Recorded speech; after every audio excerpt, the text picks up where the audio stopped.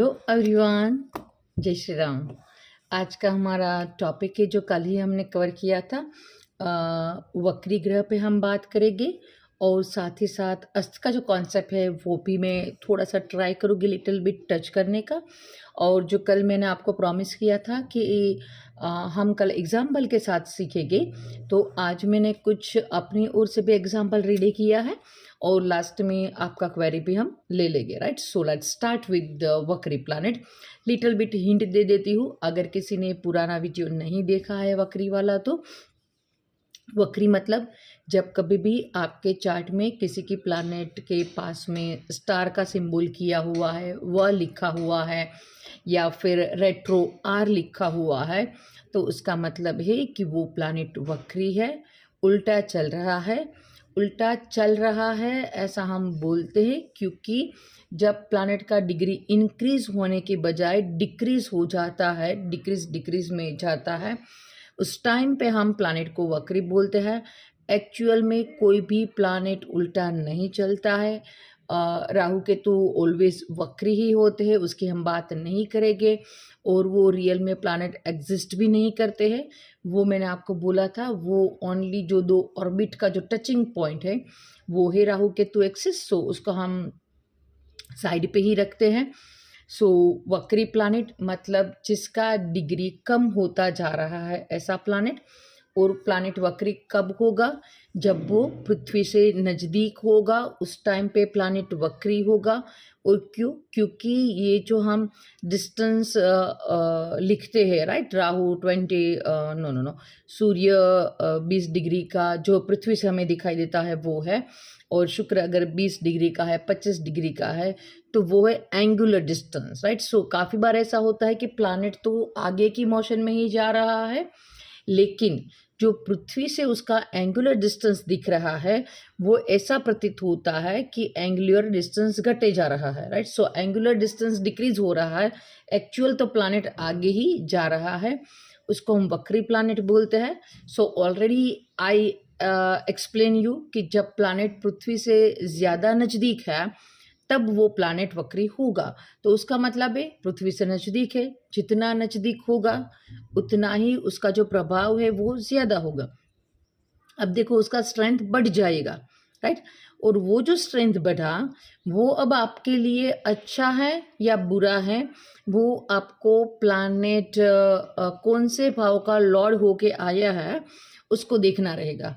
अगर प्लैनेट 6, 8, 12 भाव का प्लैनेट होकर वक्री हुआ है तो ये हमारे लिए उतना फेवरेबल नहीं रहेगा। और या तो आप ये भी देख सकते हो कि अगर वो प्लैनेट कुंडली के लिए कारक ग्रह है और फिर वक्री हुआ है तो अच्छा है, अकारक ग्रह है और वक्री हुआ है तो बुरा है। ऑब्वियस है कि हम क्या चाहेंगे, हमारा दुश्मन है और मजबूत हो जाए तो क्या होगा, हमारे लिए उतना अच्छा नहीं होगा। हमारा दोस्त है और फिर उसका स्ट्रेंथ बढ़ गया तो हम खुश होंगे कि कहीं ना कहीं वो हमें हेल्प कर देगा। एटलीस्ट हेल्प ना करे तो हमें कम से कम परेशान तो नहीं करेगा, क्योंकि वो हमारा मित्र है।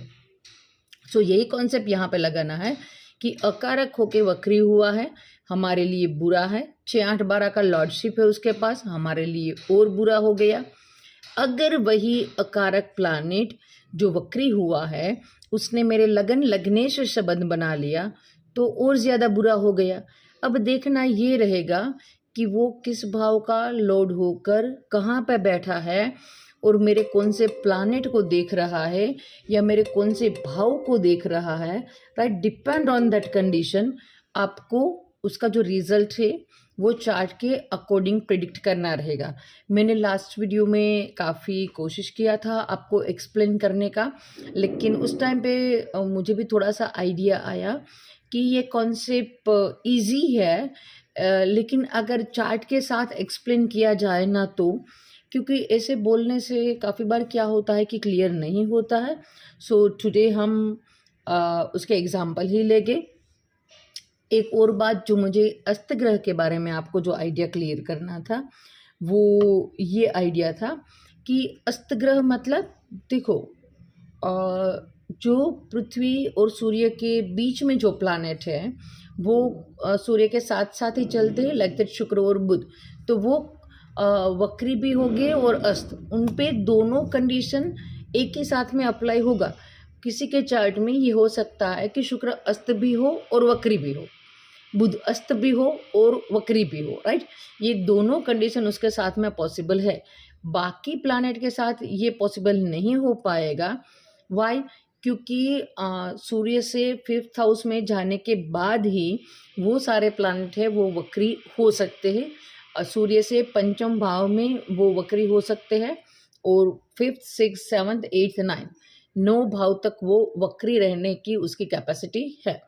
सो या तो वो अस्त हो सकते हैं या तो वो वक्री हो सकते हैं।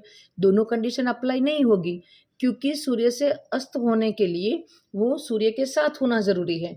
और अगर सूर्य के आसपास, साथ मतलब कि आसपास का जो डिग्री डिफरेंस है उस रेंज में होगा, तब वो प्लैनेट अस्त होगा। लेकिन वक्री होने के लिए उसे सूर्य से पंचम घर में जाना पड़ेगा। सो दोनों कंडीशन एक साथ अप्लाई नहीं होगी। दोनों कंडीशन कहाँ पे अप्लाई होगी एक साथ में? शुक्र के बारे में और बुध के बारे में, राइट। So make sure. और क्यों? क्योंकि ये पृथ्वी और जो सूर्य का डिस्टेंस है उसके बीच में जो इनर जोन है वहाँ पे ये दोनों प्लैनेट है, और जो मंगल गुरु शनि है वो आउटर जोन में प्लैनेट है। तो बिकॉज ऑफ दैट रीज़न दोनों के रूल्स है वो अलग अलग है। मैंने ये क्लियर कर दिया ग्रह कब अस्त होगा, कब वक्री होगा। अस्त में भी आप पर्टिकुलर देखने जाओ तो सभी का एक स्पेसिफिक एरिया है कि शनि सूर्य से इतना दूर होगा तब अस्त हो जाएगा, गुरु इतने डिस्टेंस पे अस्त हो जाएगा, राइट। सो वो सारी डिग्री आपको याद रहनी चाहिए। लेकिन राइट नाउ तो सॉफ्टवेयर भी वो निकाल के दे ही देता है, तो यू कैन अंडरस्टैंड दैट। सो अब अस्त के बारे में, वक्री तो मैंने आपको समझा दिया लास्ट वीडियो में भी। वक्री प्लैनेट मतलब उसके पास स्ट्रेंथ ज़्यादा है। अब वो स्ट्रेंथ हमारे लिए कैसी है वो आपको आपका लगन क्या है उसके अकॉर्डिंग देखनी रहेगी। और दूसरा हर एक का एक कारकत्व है, लाइक दैट कि शनि है तो वो कर्म का कारक है, गुरु है तो वो ज्ञान का कारक है, शुक्र है तो वो आपके भोग विलास है, आपके रिलेशनशिप है, वाइफ का कारक है, गुरु संतान का कारक है। तो हाँ, जो प्लैनेट वक्री होगा वो अपने कारकत्व के अनुसार वहाँ पे आपको बार बार एफर्ट देने की क्षमता रखता है। और दूसरी जो स्पेशल क्वालिटी है वो ये है कि जहाँ कहीं भी आपने वक्री प्लैनेट देख लिया तो जिस भाव के रिगार्डिंग प्लैनेट वक्री हुआ है, जिस हाउस का लॉर्ड हो के वो वक्री हुआ है, वहाँ पे आपको बार बार एफर्ट करवाएगा। और होगा भी ये कि आप गिव अप नहीं करोगे, राइट। लाइक दैट कि 4th हाउस का मालिक वक्री है तो आप बार बार एफर्ट करोगे कि हाँ मेरी मदर के साथ अच्छी बन जाए, मेरा प्रॉपर्टी हो जाए, मुझे कहीं बाहर हो तो अपने देश जाना है, कुछ भी कंफर्ट ज़्यादा चाहिए, आप अपनी हैप्पीनेस के बारे में बार बार एफर्ट करते रहोगे। अगर 5th हाउस का प्लैनेट वक्री है तो आप बार बार रिलेशनशिप में जाओगे। हो सकता है कि आप बार बार बेबी प्लान के लिए कोशिश करो, ना सक्सेस होने पे आप फिर भी ट्राई करते रहो। इन शॉर्ट, हार नहीं मानना ये वक्री प्लैनेट की मेन सिग्निफिकेंस है। लाइक दैट उसका बेस्ट एग्जांपल आप ये समझ सकते हो कि अगर क्रिकेट का मैच है, राइट, लास्ट बॉल तक आप होप नहीं छोड़ते, कुछ हो जाएगा कुछ हो जाएगा, राइट। लास्ट 1 ओवर 2 ओवर, कभी कभार थोड़ी सी सिचुएशन बेटर है तो आप लास्ट बॉल तक होप नहीं छोड़ते हो। ये है वक्री प्लैनेट। तो अब अस्त क्या है? अस्त क्या है उससे टोटल विपरीत है, सरेंडर, राइट। सरेंडर कर दिया, देखा सामने वाला और देखो सरेंडर प्लैनेट क्या करता है, सूर्य से वो अस्त हुआ है तो वहाँ पे आपको 2 हाउस देखने होंगे। उस चार्ट में सूर्य कहाँ का मालिक बनता है और जो प्लैनेट अस्त हुआ है वो कहाँ का मालिक बनता है और किस भाव में ये पूरा जो कॉम्बिनेशन है ये बना हुआ है। तो यहाँ पे क्या मिलेगा कि सूर्य जिस भाव का लॉर्ड है और जो प्लैनेट अस्त हुआ है वो जिस भाव का लॉर्ड है, तो आप समझो बिकॉज ऑफ दिस रीज़न हमने अपना ये कारकत्व छोड़ दिया, राइट, सरेंडर कर दिया। और जैसे मैंने आपको क्रिकेट का एग्जांपल दिया था वैसे मैं बोल दूँ कि काफ़ी बार ऐसा होता है कि बहुत ही बड़ा स्कोर देखा और शुरुआत से ही हमने सरेंडर कर दिया कि भाई अब नहीं हो पाएगा, अब कुछ नहीं हो पाएगा। हमने डिफीट एक्सेप्ट ही कर लिया। काफ़ी बार मुझे काफ़ी जगह पे ऐसा होता है कि अपोजिट पार्टी है वो इतनी मजबूत होती है कि सामने वाला एक्सेप्ट ही कर लेता है कि यस आई एम लूजर। तो ये है अस्त प्लानेट, राइट। सो काफ़ी बार अस्त प्लानेट भी अच्छे होते हैं, क्योंकि देखो कौन से भावालोड ने किसके भावालोड को अस्त किया है वो भी तो देखना रहेगा, right. So let's start with our example. और देखो ये भी है कि ऐसा नहीं है कि नीच के प्लानेट में बल नहीं है। देखो अगर नीच का प्लानेट वक्री हो जाए तो उसमें काफ़ी सारा बल हो सकता है, और अगर कोई एग्जोल्टेड प्लानेट है या तो स्वगृही प्लानेट है, अगर वो अस्त हो जाए तो उसमें बल कम हो जाएगा, राइट। सो यही एस्ट्रोलॉजी का मज़ा है। किसी भी प्लानेट को आपने डेबिलिटेड देख लिया, आपने बोल दिया दम नहीं है, ऐसा नहीं है। अगर वो प्लानेट वक्री हो गया तो उसमें काफ़ी अच्छा स्ट्रेंथ आ गया, और वही अगर एग्जोल्टेड प्लानेट है या तो स्वगृही प्लानेट है, अगर वो फिर अस्त हो गया तो वो अपना स्ट्रेंथ खो देता है। तो काफ़ी बार ये देखो दोनों एग्जाम्पल एक ही है। एक बंदा ये है कि उसमें कैपेबिलिटी नहीं है, लेकिन बार बार एफर्ट करने से, बार बार प्रयास करने से वो क्वालिटी अडेप्ट करता है कि भाई अब आ गया, राइट। सो आता है। अब जितनी बार प्रैक्टिस करोगे हो सकता है कि आपके फर्स्ट अटेम्प्ट फेल हो, सेकंड फेल, थर्ड फेल, लेकिन विद द एफर्ट आप सीख जाते हो और उसमें आप सक्सेस हो जाते हो। और काफ़ी बार ऐसा है कि सामने वाले को ज़्यादा अच्छा देखा तो हमने सरेंडर कर दिया। काफ़ी बार जो कुछ परिस्थितियाँ होती है तो हमने सरेंडर कर लिया, एक्सेप्ट कर लिया। काफ़ी बार ये भी देखा गया है कि अपनी कंफर्ट के लिए, राइट। ऐसा नहीं है कि सभी को सब कुछ चाहिए ही, हम हमारे कंफर्ट के लिए हम खुद ही सरेंडर कर दें, ये भी तो देखा गया है।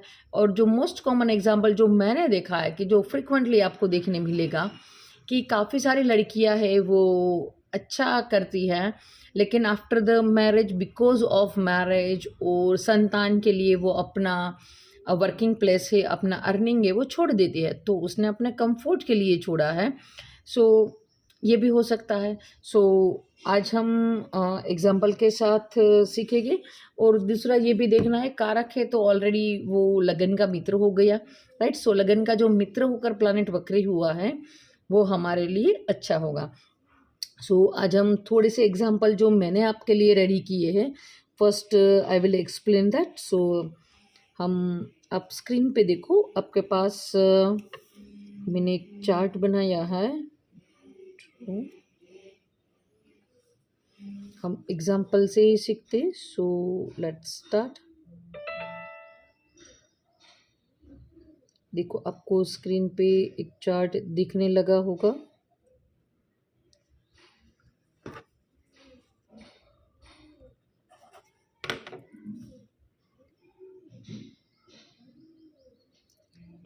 सबसे पहले मैं आपको जो चार्ट दिखा रही हूँ, हम चलो जो मैंने एग्जाम्पल आपको बोला था वही लेते हैं।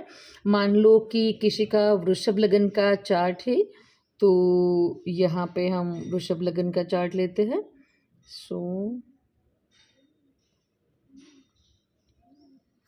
ये आ गया हमारे पास वृषभ लगन का चार्ट। तो यहाँ पे 2, 3, 4, 5, 6, 7, 8, 9, 10, 11, 12, 1, राइट। अब मान लो कि अगर यहाँ पे कंफर्ट का प्लानेट होगा सूर्य, राइट। सो अगर सूर्य से बुध अस्त हो जाए, अगर किसी का सूर्य है वो यहाँ पे है सन, और उसी के साथ मरकरी बैठा है, राइट। सो अगर यहाँ पे मरकरी बैठा है, और मान लो कि ये मरकरी अस्त है सूर्य से, तो देखो क्या है कि 4th हाउस का मालिक सूर्य है, उसने 2nd हाउस यानी कि जहाँ पे मिथुन राशि है उसके मालिक को अस्त किया है।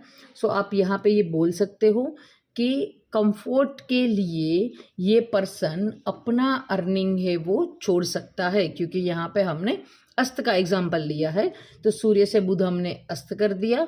सो कंफर्ट के का बिकॉज ऑफ द कंफर्ट धन भाव का जो स्वामी है वो अस्त हो रहा है। तो हो सकता है कि जब भी बंदा कंफर्ट चाहेगा वो छोड़ देगा जॉब, राइट। सो ये था अस्त वाला। अब एक वक्री वाला एग्जाम्पल हम लेते हैं। हमने ओके वृषभ लगन ही हम कैरी करते हैं ताकि हमारा टाइम वेस्टेज ना हो। जो मुझे याद चार्ट है वो ये है कि एक बहुत ही बड़े अच्छे सिंगर थे, उसका बुध है वो वक्री था पंचम भाव में, राइट। सो देखो पंचम भाव में बुध वक्री हुआ है। सेकेंड हाउस का लोड 1 2 3 4 अपने से चौथे जाके वक्री हुआ है। सो धन भाव का जो कारकत्व है वो उसने बढ़ा दिया, और गले का, राइट, क्योंकि सेकेंड हाउस है गला, तो उसका जो कारकत्व है वो भी बढ़ गया। और यहाँ पे बुध स्वगृही भी हो गया है, तो स्वगृही होके वक्री होना काफ़ी इंटरेस्टिंग है। और अपना देखो मिथुन राशि है, तो अपनी मिथुन राशि से अगर हम काउंट करें तो धन भाव का मालिक अपने से चौथे जाकर स्वगृही होकर वक्री हुआ है। सो ये जो मैंने प्लानिटरी कंडीशन बताई है वो लता मंगेशकर का चार्ट है। तो आप समझ सकते हैं कि बिकॉज ऑफ देयर वॉइस, गले के कारण उसको काफ़ी फेम है, नेम फेम मिला, और पैसा भी उसने काफ़ी अच्छा अर्न किया है, राइट। सो ये एक अच्छी कंडीशन थी। नेक्स्ट हम उसका ही चार्ट लेते हैं, सुभाष चंद्र बोस का। उसका भी वृषभ लगन है। उसका वृषभ लगन में 9th हाउस में बुध था और वक्री था। सो हमने 9th हाउस में बुध को बिठा दिया है, और ये बुध यहाँ पे वक्री है। तो देखो एजुकेशन का मालिक है वृषभ लगन में, बुध के पास 2 हाउसेस आएंगे, सेकेंड हाउस और 5th हाउस। सो पंचम का मालिक अपने से पंचम जाकर शनि के घर में वक्री हुआ है, नवम भाव में वक्री हुआ है। तो आप लोगों को जैसे मालूम है कि सुभाष चंद्र बोस के पास काफ़ी अच्छा नॉलेज था, उसने सिविल सर्विस है, काफ़ी सारे गवर्नमेंट के एग्ज़ाम है वो पास किए थे। हाँ, वक्रत्व है तो उसकी भी लाइफ में भी अप्स एंड डाउन्स रहे, काफ़ी बार उसको एजुकेशन से कुछ निकाल दिया या कुछ, I don't remember the perfectly, लेकिन हाँ उसके जो एजुकेशन टाइम था उसमें काफ़ी उतार चढ़ाव रहे। वक्रत्व है तो वहाँ पे उतार चढ़ाव तो रहेगा ही, लेकिन उसका अगर अच्छी तरह से वो प्लानेट योग कारक है, मतलब लगन का मित्र है, तो वो अच्छे रिजल्ट देगा और अच्छे हाउस में भी बैठा है, राइट। सो ये था सुभाष चंद्र बोस का चार्ट। एक और हम इसी पत्रिका ले लेते हैं वृषभ लगन का ही। ओके नहीं, अब हम देखो अब हम एडल्ट हिटलर का चाल लेते हैं। उसका तुला लगन है और उसका शुक्र वक्री है। तुला लगन में उसने शुक्र उसका वक्री है और 7th हाउस में बैठा है। सो देखो यहाँ पे वीनस रेट्रो हो गया, सो लग्नेश ही वक्री हो गया। जब लग्नेश ही वक्री हो जाता है तो ये काफ़ी अच्छा होता है, क्योंकि आप में खुद ही जान आ गई, राइट। सो देखो वो बैठा है ऑपोजिट हाउस में मंगल के घर में, लेकिन लग्नेश में जान है। तो आपने देखा कि हिटलर की लाइफ में काफ़ी अप्स एंड डाउन्स रहे, लेकिन चाहे वो विवादों में पड़े, राइट, फिर भी क्योंकि देखो लग्नेश कहाँ जाकर बैठा है मंगल के घर में कि जो उसके लिए फेवरेबल हाउस नहीं है।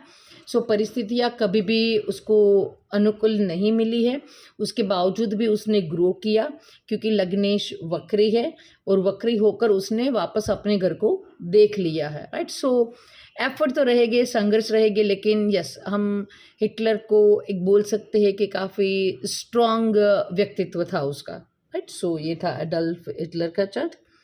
नेक्स्ट हम जो लेंगे वो चार्ट रहेगा बराक ओबामा का लेते। बराक ओबामा का लगन मकर लगन है और लगन में ही शनि है, लगन में ही सैटर्न है और सैटर्न वक्री है। सो ये हो गया हमारा, वेट ए मिनट,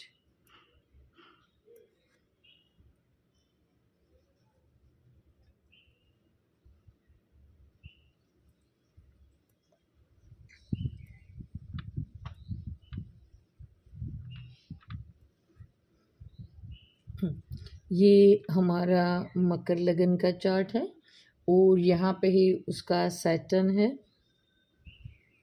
और सैटर्न रेट्रो है। देखो लग्नेश ही रेट्रो हो गया है और काफ़ी अच्छी कंडीशन में है, राइट। सो देखो उसको, हाँ उतार चढ़ाव तो रहे उसके कार्यकत्व में भी, लेकिन काफ़ी अच्छी कंडीशन है कंपेयर टू हिटलर, राइट, क्योंकि वो अपने ही घर में वक्री है। वहाँ पे हिटलर ने सर्कमस्टेंसेस अच्छे नहीं थे फिर भी अच्छा परफॉर्म किया। यहाँ पे परिस्थितियाँ काफ़ी इन कंपेयर टू हिटलर काफ़ी एडजस्टेबल और ख्याति नामना सब प्राप्त हुआ, पदवी प्राप्ति हुई। और ये सेकंड हाउस यानी कि कुंभ का भी मालिक है तो धन की प्राप्ति भी काफ़ी अच्छी हुई, राइट। सो जो मैंने मोटा मोटा that what I want to explain you, मैंने आपको समझा दिया। अब आपके एग्जाम्पल लेते हैं ताकि आप और अच्छे से ये जो सारी बात है उसको समझ पाए, राइट। सो मैं कोशिश करूँगी कि जितना हो सके उतना आपका जो क्वेश्चन आंसर है वो हम ले पाए। So let's start with the first. जो सबसे बड़ा पहला कमेंट है, एक ही मिनट, तो सबसे पहला कमेंट है वो पार्थ ऑफ पार्थ का है।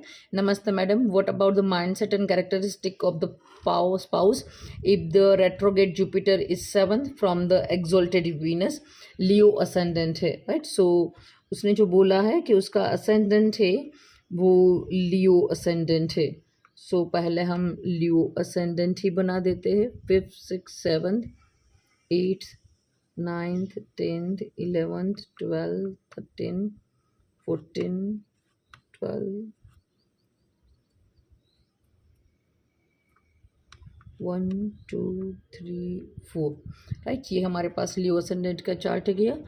If the retro Jupiter is 7 from the exalted Venus, exalted Venus बोला है तो उसका वीनस है वो यहाँ पे 8th हाउस में उसका वीनस है। और if retro Jupiter is 7 from the Venus तो रेट्रो जुपिटर उसका बैठा होगा यहाँ पे 2nd हाउस में। सो जुपिटर यहाँ पे है और रेट्रो है। अब वो स्पाउस के बारे में पूछ रहे हैं कि स्पाउस किस तरह से उसका बिहेव करेगा, राइट। सो देखो यहाँ पे जो हमारे पास चार्ट बना है वो लियो असेंडेंट का है। उसके 8th हाउस में शुक्र है जैसे कि आप स्क्रीन पर देख पा रहे हो, और उसके 2nd हाउस में गुरु है, राइट। सो अब देखो गुरु सिंह लगन के लिए कारक होता है, लेकिन यहाँ पे क्या हो रहा है कि देखो अष्टम का मालिक है 2nd हाउस में बैठकर फिर से अष्टम को देख रहा है, तो यहाँ पे वो अष्टम के रिजल्ट ज़्यादा देगा। आप समझ रहे हो, एस्ट्रोलॉजी में हमें 2 टाइम 3 टाइम्स जहाँ पे कंफर्मेशन मिल जाए तो वहाँ पे हमें ध्यान ज़्यादा देना रहेगा। अगर सैटर्न को भी देखना रहेगा कि उसका कंडीशन कैसा है, उसके बाद में मैं मैरिज पे कुछ बोल पाऊँगी। अदरवाइज यहाँ बैठकर जो प्रिडिक्शन मेरे दिमाग में जो राइट नाउ क्लिक हो रहा है कि देखो गुरु 2nd हाउस में है, राइट। आपको क्लियर स्क्रीन में आई थिंक दिखाई दे रहा होगा। सो जो रेट्रो जुपिटर है वो 1 2 3 4 5, सो रेट्रो जुपिटर ने कहाँ कहाँ पे दृष्टि डाली। So okay 1 minute, I am changing the colour. So देखो जुपिटर जो यहाँ बैठा है उसने एक एस्पेक्ट है वो इधर डाला, एक एस्पेक्ट है वो इधर आएगा, राइट। और 7 8 9 7 8 9 एक दृष्टि है वो इधर आएगा। अब देखो यहाँ पे जो गुरु है उसने आपके 10th राशि को भी देख लिया, यानी कि मकर राशि को देख लिया। जो आपके असेंडेंट में जो 10th हाउस है वो तुला राशि, वहाँ पे वृषभ राशि है, तो उसके मालिक शुक्र को भी देख लिया। अंडरस्टैंड, देखो मैं आपको शनि की ओर ले जाने की कोशिश कर रही हूँ। शनि का प्लेसमेंट यहाँ पे मुझे मालूम नहीं है, अदरवाइज देखो गुरु ने काल पुरुष की जो 10वीं राशि है उस पर दृष्टि डाली है। इस चार्ट में जो 10th हाउस है उसका मालिक शुक्र बनता है तो उस पर भी गुरु का दृष्टि है, और 10th हाउस पे भी गुरु का दृष्टि है, और वो वक्री है, राइट। सो उसमें स्ट्रेंथ है, लेकिन वो सबसे ज़्यादा रिजल्ट कहाँ के देगा, 8th हाउस का, क्योंकि उसने वापस अपने घर को देखा है। लेकिन यहाँ दोनों पे भी अच्छा रहेगा, वर्किंग प्लेस के लिए अच्छा है। इस लगन में गुरु कारक होते हैं, लेकिन अष्टम भाव को आपने काफ़ी स्ट्रोंग कर दिया, तो सडन चेंजेस है वो आपको ज़्यादा देखने को मिल सकते हैं अपने इन लॉज के साथ, या जो फिक्स प्रॉपर्टी है वहाँ पे आपको सडन चेंजेस देखने मिलेंगे। और कहीं ना कहीं गुरु को आपने वर्किंग प्लेस के साथ ज़्यादा जोड़ा है, क्योंकि काल पुरुष की 10th राशि आ गई, आपकी जन्म पत्रिका जो 10th हाउस है उस पर भी दृष्टि है, और 10th हाउस का जो मालिक है उस पर भी गुरु का दृष्टि है, तो बार बार वहाँ पे बदलाव है वो आते रहेंगे। तो कार्य क्षेत्र के लिए आपको चेंजेस को रेडी रहना पड़ेगा। वाइफ के लिए शुक्र पे तो दृष्टि है, अगर शनि कहाँ पर बैठा है that I don't know, otherwise मैं उसके लिए भी आपको प्रेडिक्शन बता देती। मोटा मोटा what ever I can say, अष्टम भाव के लिए सडन चेंजेस के लिए रेडी रहना है, और आपका जो कार्य क्षेत्र है वहाँ पे गुरु का पकड़ सबसे ज़्यादा है, राइट। सो लेट्स आगे बढ़ते हैं।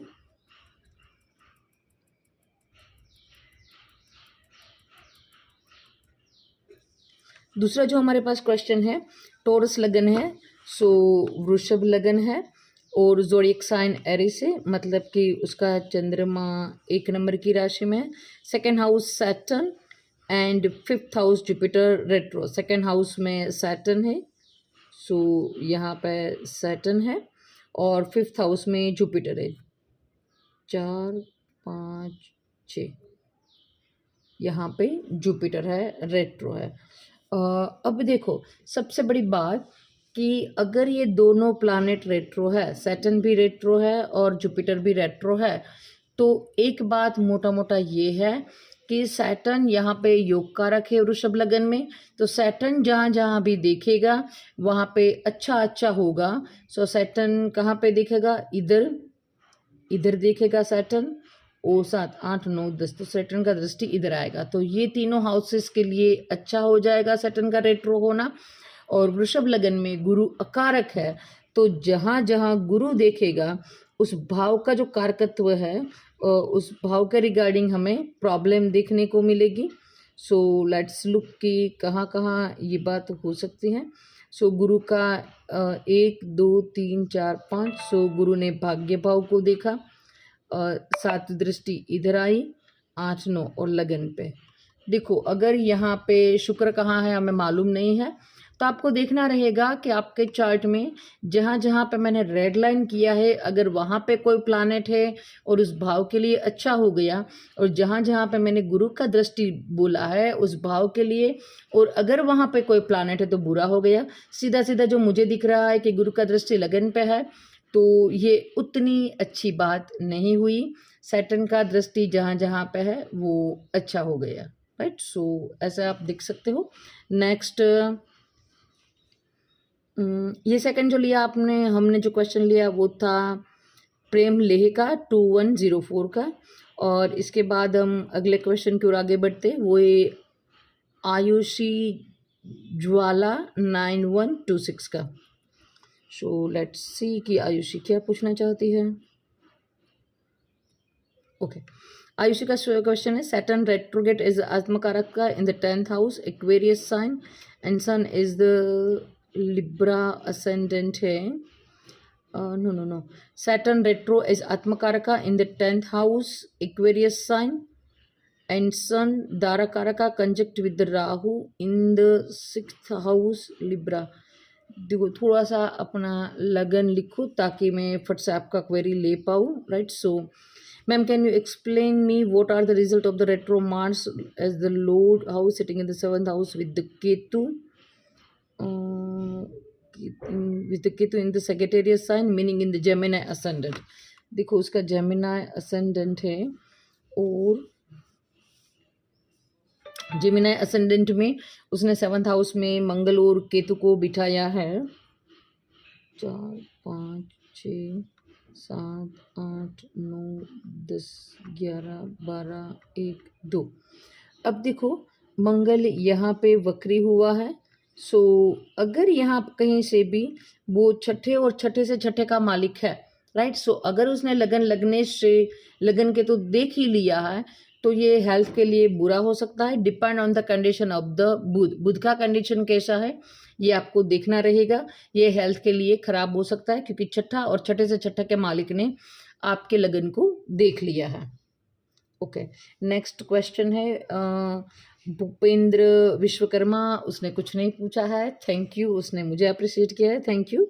एंड नेक्स्ट हम लेते हैं दशिंग देशिंग पंडित का 2391 का। Ma'am I am Virgo ascendant, so हम पहले वर्गो असेंडेंट का ही चार्ट बना लेते हैं। वर्गो असेंडेंट यानी कि 6 नंबर से उसका चार्ट शुरू होगा। लगन Lord mercury is retro and नीच भंग है। नीच भंग है तो ऑब्वियसली कि वो सामने जो गुरु का राशि है वहाँ पे होगा। सो यहाँ पे बुध है, बुध रेट्रो नीच है और रेट्रो है, और गुरु भी यहाँ पे ही है, राइट। सो उसका 7th हाउस में जुपिटर है, स्वगृही है, और बुध नीच होकर रेट्रो है। ये really I impressed by your chart, क्योंकि आपके चार्ट में नीच राजभंग योग है। क्योंकि देखो आपका लगन लॉर्ड नीच का है लेकिन वक्री हो गया, तो ऑलरेडी नीच भंग वहाँ पे ही हो गया और वहाँ पे स्वगृही गुरु भी आ गया। सो ये अगेन आपने नीच भंग बना दिया है। सो काफ़ी अच्छा चार्ट है और पर्टिकुलर आपके लिए अच्छा है क्योंकि आप लाइफ में 100% श्योर कोई ना कोई ऊंचाई है वो आप प्राप्त कर पाओगे। काफ़ी अच्छा कॉम्बिनेशन है। उसके बाद जो है मानस कुमार दास का जो क्वेश्चन है वो हम लेते हैं। मैम वर्गो असेंडेंट अच्छा है, हमने जो कुछ भी किया है वर्गो का ऐसे ही सेम रखते हैं। Virgo ascendant 7th lord Jupiter retro in the Leo sign. Virgo ascendant 7th lord Jupiter retro in the Leo sign. So Jupiter यहाँ पे है। Mercury Venus conjuncted in the 7th house. So Mercury यानी कि बुध और शुक्र 7वें भाव में है। Mercury and Venus conjuncted in the 7th house in the Pisces sign. 12th lord exalted in the 8th house. 12th lord exalted तो उसका यहाँ पे सूर्य है, राइट। सो स्पाउस के बारे में देखो, मैं आपको एक बार रिपीट कर देती हूँ। उसका वर्गो असेंडेंट कन्या लगन है, 7th हाउस में बुध और शुक्र है, अष्टम भाव में सूर्य है और 12th हाउस में गुरु है। अब देखो गुरु आपने वक्री कर दिया है तो इस चार्ट में गुरु कहाँ का मालिक बनेगा? 4th हाउस का, और 7th हाउस का मालिक बन के जुपिटर 12वें भाव में गया है। तो वो कहीं ना कहीं आपको स्पाउस या प्रॉपर्टी के रिगार्डिंग जो दिक्कत है वो देगा ही। क्योंकि देखो जुपिटर यहाँ पे अच्छा हो जाता अगर वो अच्छे भाव में बैठा होता, तो यहाँ पे वो थोड़ा सा 12th हाउस में गया है तो जो दिक्कत के चांसेस है वो थोड़े से ज़्यादा है, 1 2 3 4 5, और पर्टिकुलर 4th हाउस के रिगार्डिंग चांसेस ज़्यादा है क्योंकि 4th हाउस को जुपिटर ने अगेन वहाँ से देखा है, राइट। 7 8 9, 1 2 3 4 5 6 7 8 9। सो थोड़ी सी दिक्कत का सामना आपको करना पड़ेगा। अदरवाइज आपकी जो वाइफ है वो इंटेलिजेंट नॉलेजेबल हो सकती है क्योंकि आपने जो आपका 12th हाउस का लॉर्ड है वो वक्री है। 12th house no no no आपके 7th हाउस का लॉर्ड है वो वक्री है, 12वें भाव में गया है, गुरु जैसा प्लानट है, वक्री है। और जो 7th हाउस है वहाँ पे बुध और शुक्र जो ज्ञान को रिप्रेजेंट करते हैं ऐसे प्लानट है। तो आपकी वाइफ है वो नॉलेजेबल होनी चाहिए, right. So let's go.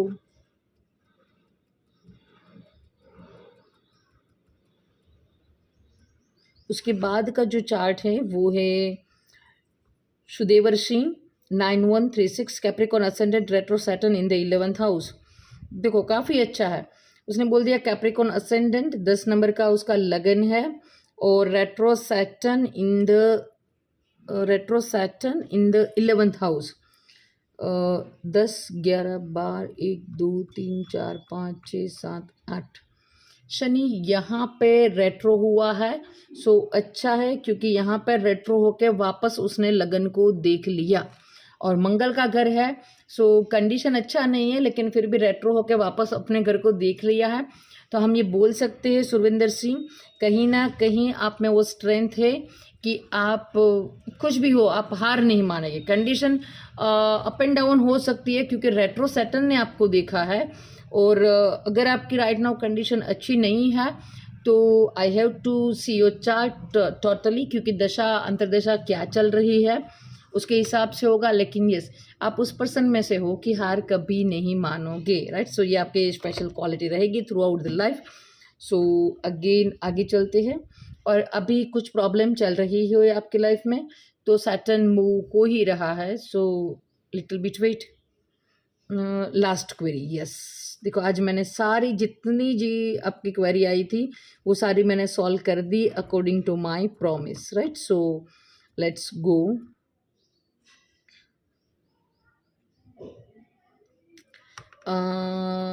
Oh God, okay. मीन लगन, बुध इन लगन 26 मीन लगन का चार्ट है उसका। सो 12 नंबर से हम स्टार्ट शुरू करते हैं। लगन में ही बुध है, मीन लगन, बुध इन द लगन है, गुरु 5वें से देख रहा है, गुरु उच्च का है। सो 1 2 3 4, सो यहाँ पे उसने बोला गुरु है और 5वें से देख रहा है। देखो यहाँ पे भी शॉर्ट में ही समझो, क्योंकि लगन लॉर्ड इन 5th हाउस वक्री हुआ है, एक्सोल्टेड है, वापस वक्री हुआ है, राइट। एक्सोल्टेड प्लानेट वक्री हुआ है, लगन लॉर्ड है। और यहाँ से देखो, if I want to try to explain you, so यहाँ से उसने फिर से लगन को देख लिया, अंडरस्टैंड। देखो यहाँ गुरु बैठा है तो उसका 7वां दृष्टि इधर जाएगा और 9वां दृष्टि इधर जाएगा। सो अगेन ये काफ़ी अच्छा है, क्योंकि लगन लॉर्ड ऑलरेडी पंचम भाव में बैठा है, वक्री है, और फिर लगन को देख लिया है, राइट। सो अनबिलीवेबल, आपके पास जो नॉलेज है, स्ट्रेंथ है, अनबिलीवेबल। और कभी कभार तो ऐसे चार्ट देखकर आई लिटिल फील जेलस कि यस ये दम होना चाहिए, right.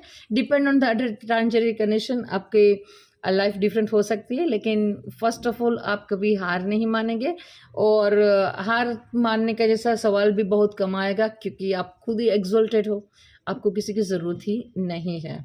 I really feel happy, 1-2 chart देखकर आई रियली फील हैप्पी कि यस ये काफ़ी अच्छा चार्ट है। Depend on the other condition कुछ रहा होगा संदीप जोशी जी, लेकिन लगन आप काफ़ी अच्छा लेकर आए हो, राइट। सो ओके, थोड़ी देर पहले जो क्वेरी आई है वो भी हम ले लेते हैं। I have all planet retro other than Venus. भैया अपने सारे प्लैनेट रेट्रो बिठा दिए रादर देन वीनस, सूर्य भी रेट्रो नहीं होगा। सो आपकी लाइफ में तो काफ़ी उतार चढ़ाव होगी। ये कमेंट है अग्रव्रज का 4938। सो लेट डिस्कस, आपकी लाइफ में काफ़ी अप एंड डाउन रहे होंगे, आप शेयर करना, तो कभी हम ये चार्ट भी डिस्कस करेंगे, काफ़ी मज़ा आएगा, क्योंकि काफ़ी सारे प्लैनेट उसके रेट्रो है। लेकिन इस पर्टिकुलर बंदी के लिए ये थोड़ा सा स्ट्रगलफुल रहता है, क्योंकि सभी प्लैनेट रेट्रो है, तो सभी के कारकत्वों में सभी लॉर्ड, तो लाइफ से वो काफ़ी full and up and down zone से पास रहा होगा। सो आई कंप्लीट माई प्रॉमिस। आपके सारे अभी तक जहाँ जब मैं वीडियो बना रही हूँ, सारे कमेंट जो आपने क्वेश्चन पूछे थे वो मैंने ले ली है।